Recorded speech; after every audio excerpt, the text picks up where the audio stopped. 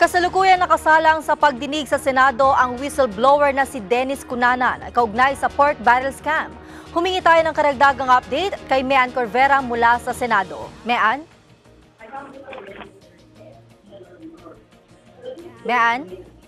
Yes, naging emotional kanina si dating TRC Director Dennis Cunanan sa pagharap nito sa investigasyon ng Senate Blue Ribbon Committee kaugnay ng anomalya sa pork barrel. Kinumpronta kasi ni Senator Francis Escudero si Cunanan kung nakatanggap ba ito ng komisyon mula sa mga transaksyon sa PDAF.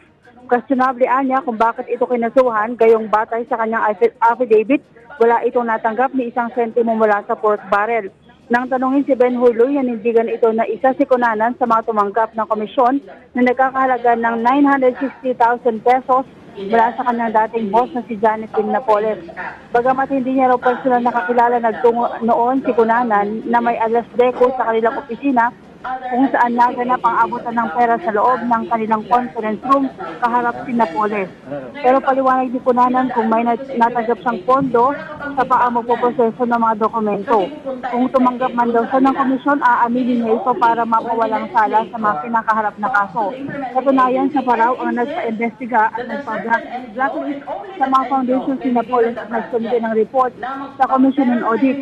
Ang report anya ng TRC ang naging triggering factor ng COA para makapagsagawa ng special audit report. Pinakulaan na naman ng whistleblower na si Ben Hur ang bangayan nila ng hindi pagkakaintindihan ng dating abogado na si Attorney Levy Balik.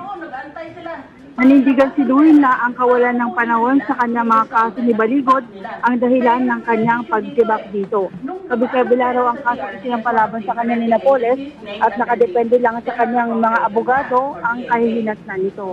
Sa kasalukuyan, Jeremy, kung si Senadora Miriam Defensor Santiago ang nagtatanong dito kay Cunanan.